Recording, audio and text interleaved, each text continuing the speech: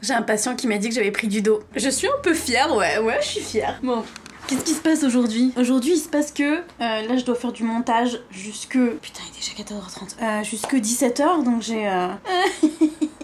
J'ai 2h30, c'est ça? 16h, 17h, oui. J'ai 2h30 pour faire du montage et ensuite j'ai un patient jusque 18h et après je peux refaire du montage, mais bon voilà. Je viens de finir de manger et j'ai envie de manger un truc sucré. Genre j'ai envie, genre c'est une envie de ouf. Là j'ai envie. Je sais que c'est pas de la faim parce que je n'ai pas faim puisque je viens de manger. Elle est finie la faim. La sensation de faim c'est bon, mais j'ai envie.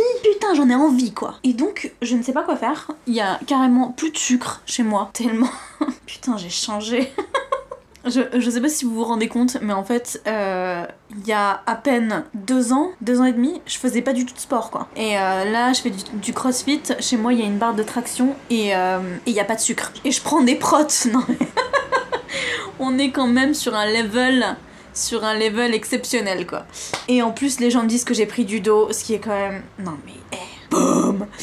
Voilà, donc la mission, il faut que je tienne 1 heure, parce que dans 1h30, il y a en bas de chez moi un magasin qui s'appelle Day by Day, qui est un magasin en vrac où je pourrais acheter du sucre pour me faire un café glacé. Je pourrais me faire un café glacé sans sucre, mais c'est pas pareil. Et 2, ils font des morceaux de mangue séchés et j'ai envie de manger ça. Et j'ai vraiment envie de manger ça, quoi. Genre c'est viscéral là. Là il m'en faut, quoi.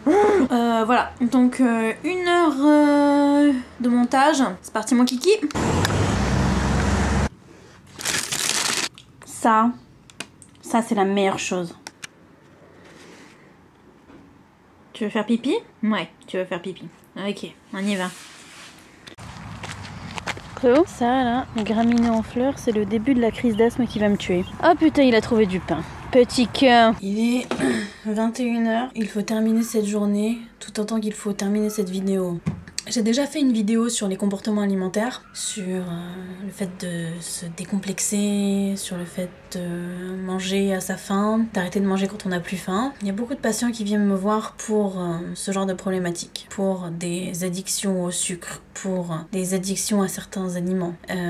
La plupart savent pas vraiment ce que c'est qu'une addiction. Les 2 facteurs principaux de l'addiction, ceux à quoi on les reconnaît, c'est qu'une addiction c'est envahissant, c'est-à-dire que disons que je suis addict à la cigarette est envahissante, elle sent partout, son odeur est là, tout le temps. Elle s'immisce dans mes relations, je suis obligée de sortir pour aller fumer ma cigarette, par exemple. Et le 2e facteur, c'est qu'une addiction, elle est handicapante. C'est-à-dire que, comme je fume, je ne peux pas faire tout ce dont j'ai envie. Je peux pas faire autant de sport que je le souhaiterais parce que je n'ai pas le souffle nécessaire, je n'ai pas la santé nécessaire, c'est quelque chose qui me handicape. Généralement, les addictions au sucre, comme on me les décrit, c'est juste des fringales. C'est-à-dire que c'est des gens qui viennent me voir en me disant j'ai tendance à bien manger tout le temps et puis un jour je suis stressée et je mange des gâteaux. C'est pas envahissant parce que c'est pas des gens qui pensent à manger des gâteaux le soir avant de dormir, qui, je sais pas, sont obligés d'avoir des gâteaux sur eux tout le temps parce que sinon ils font des crises d'angoisse, des crises de panique et ce genre de choses. Et c'est pas handicapant parce que le fait de manger des trucs sucrés, ça les empêche pas de faire quoi que ce soit en fait dans leur vie. Et du coup, je me retrouve très souvent à faire de la psychoéducation là-dessus, en leur disant ce que vous avez, c'est parfaitement normal et c'est pas grave. Et vous n'êtes d'ailleurs pas en surpoids pour ce genre de choses. Et voilà, s'il y a des patients qui m'ont vu cette semaine et qui se reconnaissent, j'ai déjà eu cette problématique beaucoup de fois, cette histoire d'addiction au sucre.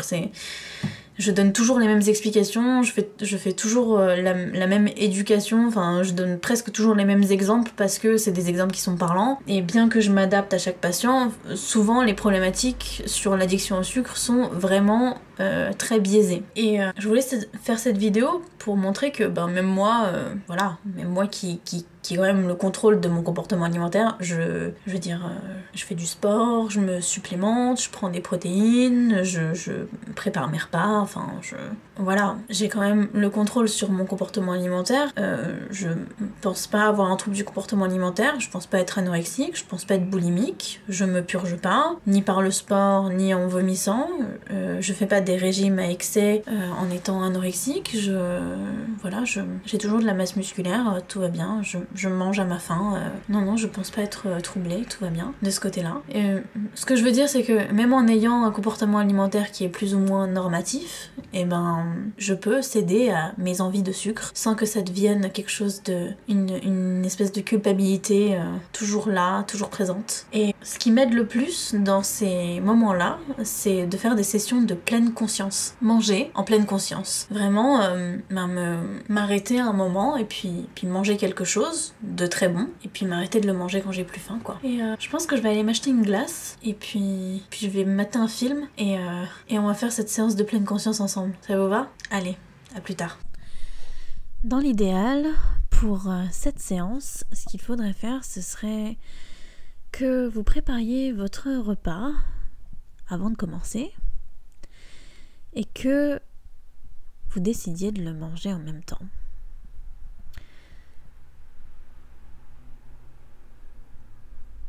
Installez-vous et considérez ce que vous avez devant vous.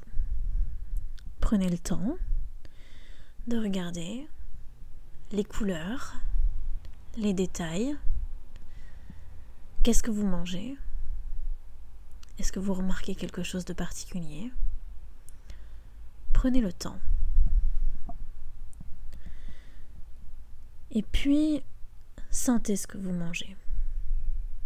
Prenez le temps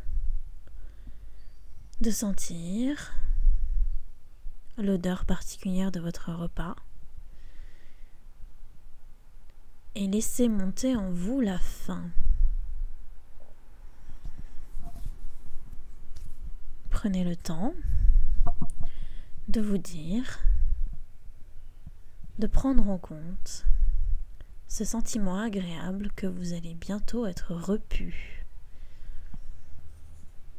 Laissez le temps à votre organisme, grâce à toutes ces odeurs, de se mettre en condition pour digérer. Et puis, une fois que vous avez pris le temps de bien faire tout ça, de bien regarder votre assiette, de vous installer confortablement, de sentir l'odeur de votre plat,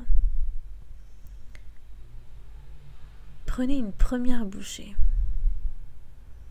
Mâchez lentement et prenez le temps de considérer toutes les saveurs. Est-ce que c'est sucré, salé, acide, amer? Les arômes, quels sont-ils? Est-ce que vous sentez quelque chose en particulier? Et puis, est-ce que vous ressentez cette sensation agréable de plaisir de manger? Et plus ce plaisir sera intense, et plus vous serez rassasié. Et plus vous prenez le temps de manger, de considérer votre repas dans son entièreté, et plus vous prendrez du plaisir à manger, et plus vous serez rassasié. Et tout cela, il faudra le mettre en place pendant chaque repas. À chaque repas, prendre le temps de, contrairement à moi, laisser votre téléphone à côté de vous, éteindre un peu les écrans et considérer votre repas comme s'il fallait le respecter avant de le manger.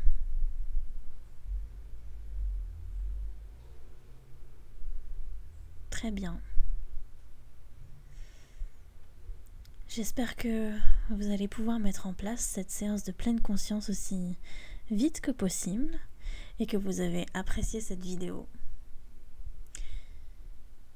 On se dit à demain. Allez, bisous.